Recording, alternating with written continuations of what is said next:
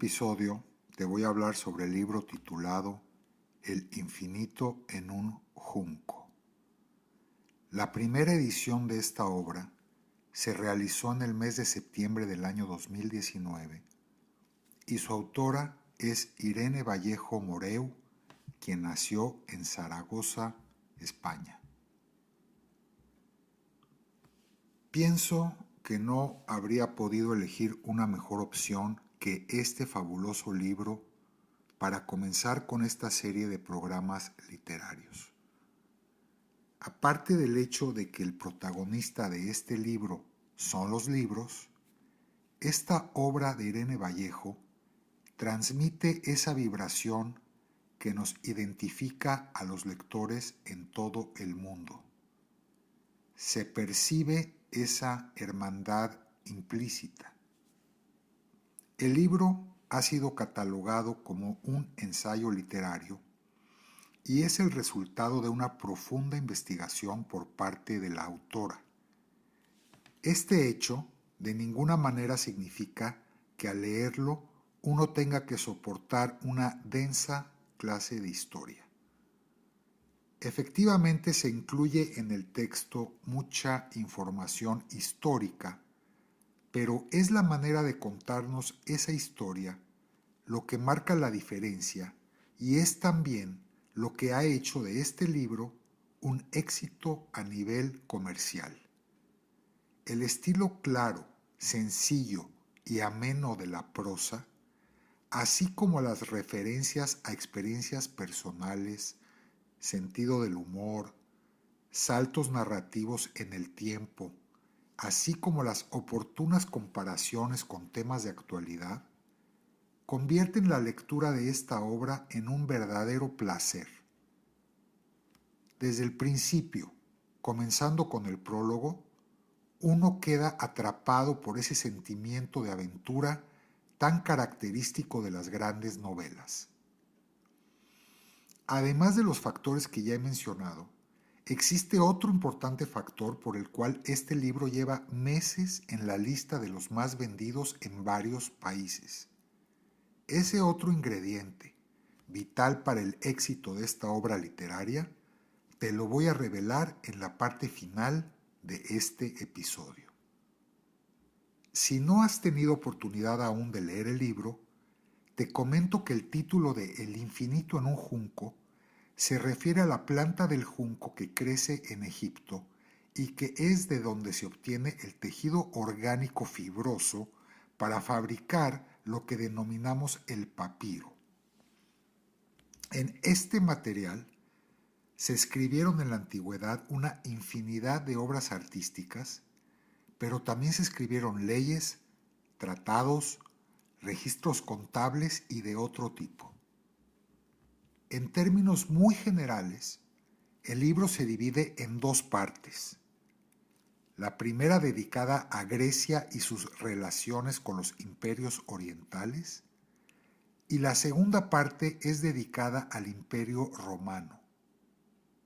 En ambas partes del libro y para las dos culturas, la griega y la romana, el imperio egipcio fue de enorme importancia y es mencionado de una forma u otra casi en todo el libro. Dentro de Egipto, a su vez, en el puerto de Faro, se encontraba la famosa Biblioteca de Alejandría, a la cual se hace referencia en varios capítulos. Este libro, que he disfrutado enormemente, me ayudó a recordar muchas cosas, pero también aprendí acerca de temas totalmente novedosos para mí. Algo que siempre me había preguntado era cómo se transmitían las historias entre las generaciones antes de existir los libros. Había escuchado que las historias se transmitían de manera oral, pero nunca había leído tantas anécdotas y ejemplos interesantes sobre el tema. Me llamó mucho la atención la capacidad de memoria que tiene el ser humano, en general, y la memoria prodigiosa en particular que tenían ciertos individuos a los cuales se les asignaba la altísima responsabilidad de compartir historias oralmente sin cometer errores. Aprendí también que la Ilíada y la Odisea están escritas en forma de poemas épicos, no porque ese fuera el estilo de moda, sino porque antes de la existencia del libro escrito, era más fácil recordar y reproducir historias orales si éstas eran acompañadas con cierto ritmo. El latir de nuestro corazón es el metrónomo original.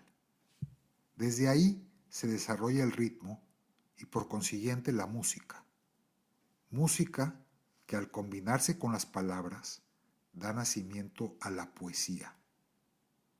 Antes pensaba que la prosa se había inventado antes que la poesía, pero ahora me doy cuenta que no fue así. En esas épocas, las personas con buena voz y con buena memoria podían vivir de manera privilegiada, animando reuniones sociales con sus historias. Según la autora, si además hacían un esfuerzo adicional para conocer un poco más sobre sus anfitriones, agregaban a las historias ciertos toques personales que les daban mayor credibilidad. Esta sección en particular me recordó la película más reciente del director Guillermo del Toro, donde un supuesto adivinador, con la ayuda de una terapista que conoce secretos íntimos de sus pacientes, conspiran para defraudar a ricos clientes que quedan asombrados con las visiones de este farsante. El comentario también me hizo pensar en los tríos musicales jarochos, originarios del estado mexicano de Veracruz, que cuando llegan a animar una reunión donde fueron contratados, primero se sientan con algún familiar o amigo estratégico, mismo que les cuenta detalles personales relativos a los invitados. La combinación de música, información personal sobre los invitados y, lo más importante, la memoria para retener esa información y devolverla en forma de una pícara melodía, hacen de esos convivios todo un éxito. Lo anterior únicamente quise comentarlo como uno de tantos ejemplos con los que Irene Vallejo nos transporta a lo familiar, a lo cotidiano. De vez en cuando encontramos también en el texto pasajes de intriga, chisme y erotismo que sucedieron hace mucho tiempo, pero que parecen sacados del periódico de hoy. Ella nos hace sentir que nuestra naturaleza es exactamente la misma que hace varios milenios.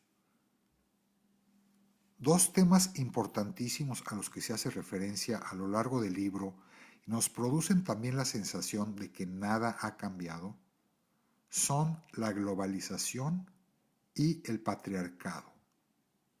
Dentro de estos dos temas, a su vez, queda implícito el problema de la discriminación, principalmente hacia el extranjero y hacia la mujer. Aunque el libro es ameno, la autora no evade temas difíciles como la guerra y la esclavitud, problemas que desafortunadamente persisten en nuestros días. Yo a veces me pregunto de qué nos sirve el aprendizaje acumulado de tantos sabios, de tantos países y de tantos milenios. Otra situación que me pareció muy interesante es la intensa relación entre el Oriente Medio y el Occidente en los siglos antes de Cristo.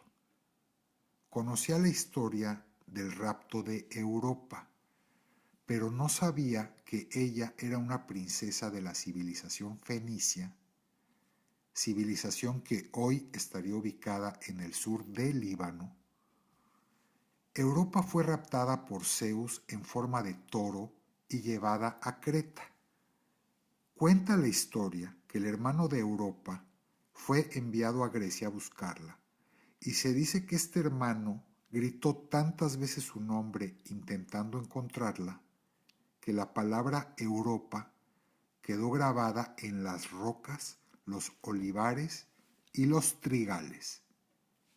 El origen árabe de la palabra Europa tiene un significado metafórico o quizás es un indicativo, según la autora, de que existió una transferencia muy intensa de cultura y conocimientos desde Medio Oriente a Occidente. Del lejano Oriente no se habla mucho en este libro, solo hay una breve referencia al papel y a la seda como materiales de escritura que llegaron a Occidente desde Japón y China alrededor del primer siglo después de Cristo. Asimismo, se narran los orígenes del alfabeto que utilizamos en Occidente, pero no se habla acerca de la escritura del lejano Oriente basada en símbolos que representan palabras completas. Dentro de las muchas cosas que aprendí con esta lectura, una es que la escritura árabe y la hebrea se leen de derecha a izquierda porque ambas escrituras provienen de la escritura fenicia, que era así leída. Aprendí que la primera Torá escrita de los judíos fue creada en la Biblioteca de Alejandría. Aprendí que en los libros de la Biblioteca de Alejandría se acostumbraba a juntar todas las palabras y todas las frases para aprovechar el papiro al máximo. Aprendí que la palabra volumen viene precisamente del nombre como se denominaban a esos primeros libros en forma de rollo. Conocí más sobre Heródoto el viajero, sobre las tragedias de Eurípides y sobre las comedias de Aristófanes. Me pareció sumamente interesante que la reina Cleopatra, al igual que la Malinche, que fue quien ayudó inicialmente a Hernán Cortés en la conquista de México, era traductora y tenía una facilidad sobresaliente para aprender distintos idiomas. Quizás lo más importante del libro me parece el hecho de que por una casualidad favorable del destino, los romanos, a diferencia de otros conquistadores, decidieron adoptar y conservar la cultura griega en vez de destruirla. Hubiera sido sumamente difícil, más bien imposible, reconstruir la totalidad de los escritos griegos de manera oral, tal como lo hicieron los discípulos de Zoroastro en Persia cuando sus textos fueron destruidos. Absolutamente todos los comentarios que recibí sobre este libro fueron positivos, aunque obviamente algunos capítulos impactaron a algunos lectores más que a otros. Es así que yo, plenamente satisfecho, termino de leer el libro y comienzo a hojear la bibliografía cuando me topo con una nota para la tribu del Junco. En esta nota al final del libro, la autora recuerda a su abuelo, nos recuerda que vivimos tiempos difíciles y agradece de manera genérica a los salvadores invisibles, a esos ángeles anónimos. El pasado fin de semana tuve la oportunidad de visitar a la familia y convivir con mi nieta de 2 años y medio de edad. Aunque es pequeña, tenemos una relación muy especial y no podía evitar imaginar que algún día ella llegara a expresarse de mí de la manera en la que Irene se expresó de su abuelo en esa nota al final de su libro. Por otra parte, me encontraba muy consternado y sigo muy consternado por la tensa situación que se vive en Europa. Mis abuelos paternos, ambos nacidos en Ucrania, llegaron a México en 1930 como refugiados, escapando de la brutalidad de los cosacos rusos. Pensaba en los inmigrantes ucranianos, que al igual que los afganos y los sirios, tendrían que empezar sus vidas desde cero en algún nuevo país que les pudiera dar asilo. Pensaba otra vez en mi nieta, en el mundo que le espera, en la posibilidad de que ella o cualquiera de nosotros podamos convertirnos de la noche a la mañana en refugiados o en esclavos dentro de nuestro propio país. Pensé también que no muchas cosas han cambiado desde las guerras, las batallas, las conquistas y otros actos de barbarie descritos en el infinito en un junco.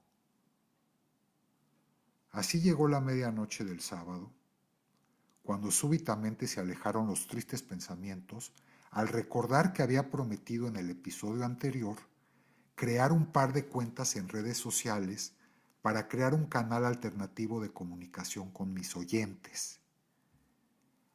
Aunque estaba cansado, pude crear una cuenta en Instagram donde subí algunas imágenes de episodios de la primera temporada y también subí un post con la foto de la portada del Infinito en un Junco, mencionando que lo comentaría el día de hoy, 2 de marzo. Además, agregué al post un hashtag con el título del libro y otro con el nombre de su autora y me fui a dormir. Al día siguiente, revisando la nueva cuenta de Instagram, recibí la más grande sorpresa al ver que Irene Vallejo había comentado en mi post sobre su libro. Inmediatamente le agradecí ese gesto tan generoso y aproveché el momento para conocer su página de Instagram. Irene tiene casi 50,000 seguidores en esa cuenta. Por lo visto, no para de dar conferencias. Está más preocupada que yo por la situación en Ucrania, pero lo más increíble de todo es que además tiene tiempo, un domingo por la tarde, para escribirle un comentario a un nuevo lector o fan que quiera hablar de su libro. Este es el otro ingrediente del que te hablaba al principio del episodio. Ese ingrediente fundamental del éxito se llama Irene Vallejo, que con su asombrosa disciplina de trabajo, su generosidad, su bondad y su humildad multiplican sus conocimientos y talento como escritora. Irene, te agradezco infinitamente ese detalle y te agradezco también, junto con otras miles de personas, quizá millones, el regalo que nos diste con tu libro. Mientras la tribu del Junco siga creciendo, se mantendrá viva la esperanza.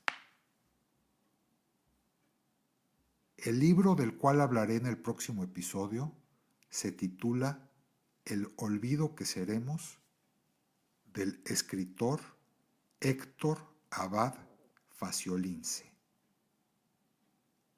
Disfruta tu lectura y hasta pronto.